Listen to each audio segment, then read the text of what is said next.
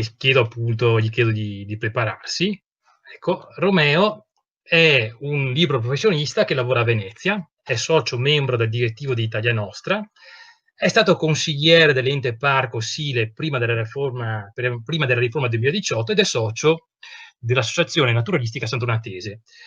Ha partecipato a numerosi percorsi di contratti di fiume, diciamo così, per quanto riguarda i fiumi tra Sile e Piave. Aveva anche cercato di promuovere, con altre associazioni, il contratto di fiume di Imbraga, Botteniga, eccetera, che forse doveva anche comprendere e collaborare col contratto di fiume Melman-Nerbon.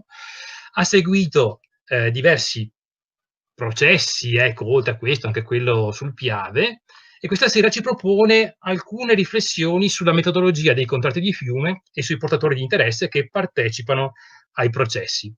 Allora, prego Romeo, poi si prepara Bruno. Prego Romeo, hai 5 minuti. Grazie. Buonasera.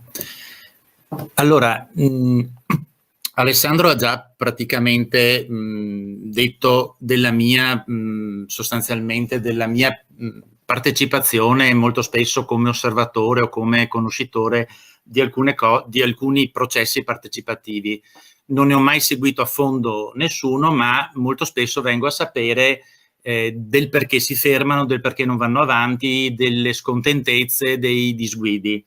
Quindi non vorrei sembrare catastrofico, perché mi accusano di solito di essere distruttivo, però volevo sottolineare alcune cose. Allora, il contratto di fiume è certamente uno strumento che ha tutte le potenzialità per essere un ottimo strumento, come diceva il professor Bastiani. Anche il coltello è uno strumento per tagliare il pane, per tagliare la carne, per difendersi o per uccidere. Quindi, voglio dire, dipende molto dall'uso che se ne fa. Sentivo prima la questione di Pino Sartori sulla partecipazione. Allora, anche qui io sto assistendo sostanzialmente a un grande lavaggio verde, per dirla in italiano, da parte anche delle istituzioni, che hanno capito che, voglio dire, alcuni temi stanno diventando di rilevanza mondiale e cercano quantomeno di orecchiare ad alcune cose.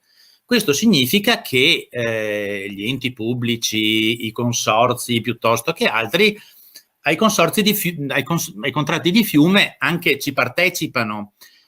La loro partecipazione però, più che una partecipazione, voglio dire, vera, nel senso che dovrebbe essere che quando tu ti poni su un processo partecipativo decidi gli obiettivi, decidi insieme cosa vuoi fare, però non c'è non c'è uno che ha il potere di veto, non siamo all'assemblea della NATO, siamo in un processo che dovrebbe costruire.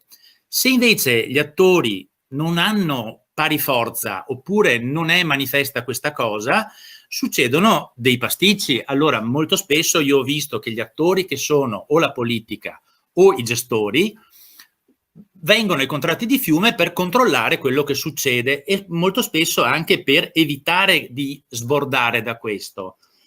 E allora tutto diventa farraginoso e difficile. Quindi uno dei primi aspetti che mi sento di manifestare come problema è quello di processi molto lunghi che portano a parlarsi molto spesso anche addosso, che portano, quando poi si è finito esaurite le parole, portano a gettare fango su chi gestisce magari queste cose, portano a delle invidie banali, e allora lo strumento che sarebbe perfetto per gestire i conflitti diventa un problema. Anche qua, allora, se l'oggetto è il fiume viene visto da molti punti di vista. Viene visto dall'industriale, viene visto dal pescatore, viene visto dall'ingegnere idraulico, dal naturalista, viene visto dal cacciatore, viene visto dal consorzio di bonifica.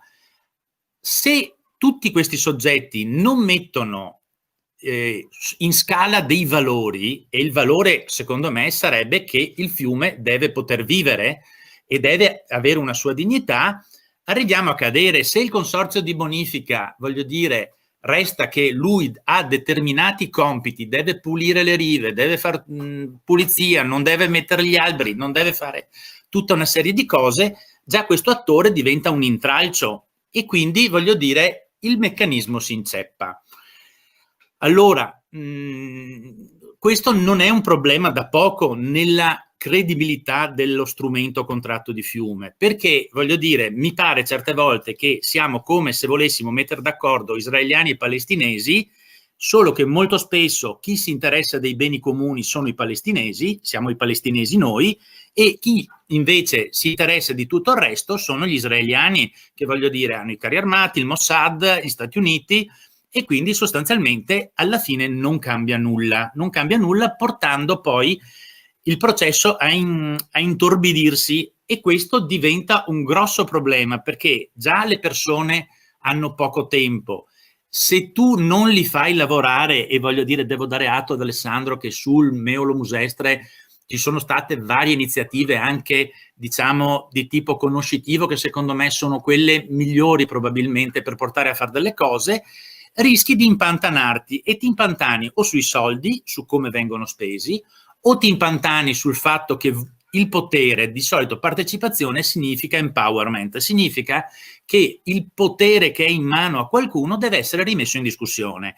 Se questo non è la base, il contratto di fiume parte già zoppo, parte già incatenato, e quindi uno dei problemi che io dico che il tavolo nazionale dei contratti di fiume deve porsi è capire se ci sono degli attori che partecipano in maniera truffaldina a questi contratti di fiume, perché se così fosse abbiamo sulle spalle degli zaini di sassi che, voglio dire, non fanno certamente il bene del fiume.